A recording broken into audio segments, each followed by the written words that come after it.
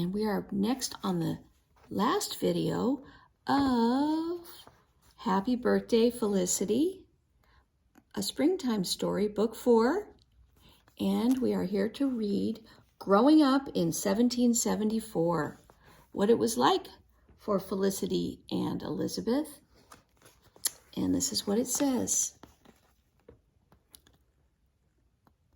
In colonial times, a family of 5 people like Felicity's was rather small. Many parents had 8 or more children. Usually, though, several of these children died before reaching adulthood. In fact, almost half of the children died before the age of 6. Colonial people did not understand the importance of eating proper food to stay healthy or of keeping clean to avoid germs. Many children died from diphtheria, whooping cough, smallpox, or other diseases that today's doctors know how to prevent or treat. Babies were born at home. The birth was usually attended by a midwife, a woman who helps mothers during childbirth, as well as female relatives and servants. After a baby was born, a woman like Felicity's mother stayed in bed for a week or more. She rested for up to a month to get her strength back. Slave women and other working mothers usually could not rest for so long. Today, most women are active soon after their children are born. Parents plan to have their babies christened a few weeks after birth. Christening were religious ceremonies attended by relatives and close friends that often included feasting and dancing.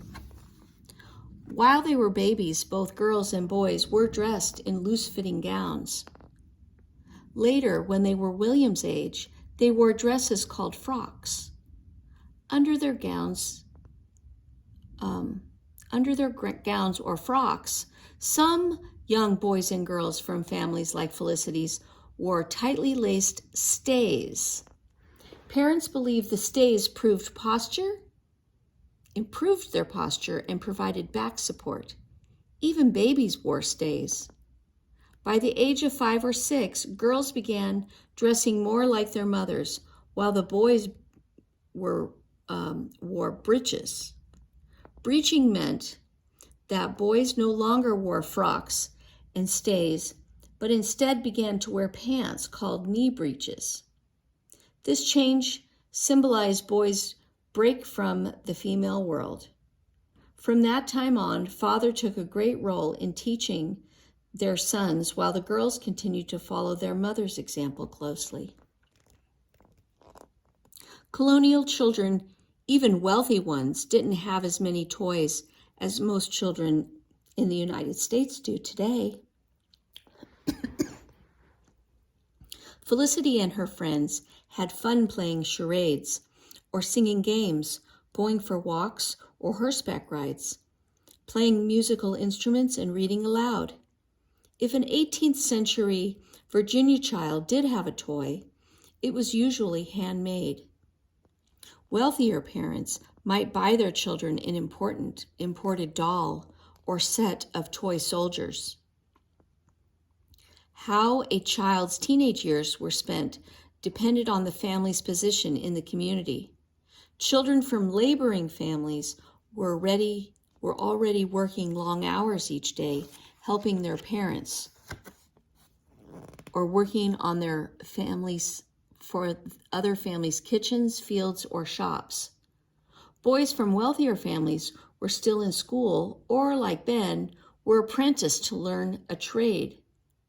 Girls from wealthier families had usually finished their education in reading and writing. They continued to improve their skills of housewifery needed to manage a home. Girls and boys met and courted like dances, teas, and other entertainment. The parents of young people hoped that their children would choose mates who were from the same kind of family as they were. Girls usually married in their early 20s and soon began families of their own. Boys reaching the age of 16 were required to begin practicing with the militia, unless they were black or under contract as apprentices.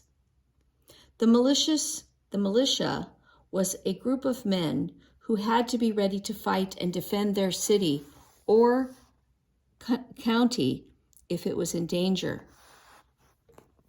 Between the ages of 12 and 16, white and free blacks like Isaac could serve as drummers or fifers for the militia. The Williamsburg militia kept its guns and equipment in the magazine, a military storehouse. The raid of the magazine by British Marines, in which you read about in Happy Birthday Felicity, actually happened. Nobody knows for certain who raised the alarm that stopped the soldiers from taking more of the colonists' gunpowder out of the magazine. But it could have been young people like Felicity, Ben, and Isaac. The event angered many colonists who wanted independence from England, and it helped lead to the Revolutionary War. Okay, and that is the end of our story. Happy birthday, Felicity. Hope you enjoyed it. And next time, we will read Book 5. Bye.